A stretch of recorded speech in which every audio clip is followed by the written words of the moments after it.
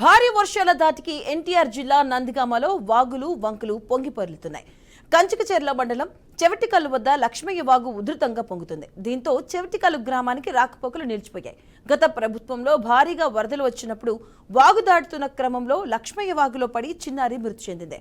ఇక ఆ సమయంలో మంత్రులు వచ్చి పరిశీలించి వాగుపై వంతెన నిర్మిస్తామని హామీ ఇచ్చారు. కానీ ఇప్పటికీ వంతెన నిర్మాణం జరగలేదు. ఆ పార్టీ నేతలు కూడా తమ వైపు చూడలేదని వాపోతున్నారు. ఇప్పటికైనా కొత్త ప్రభుత్వం అధికారులు స్పందించి లక్ష్మయ్య వాగుపై వంతెన నిర్మించాలని కోరుతున్నారు.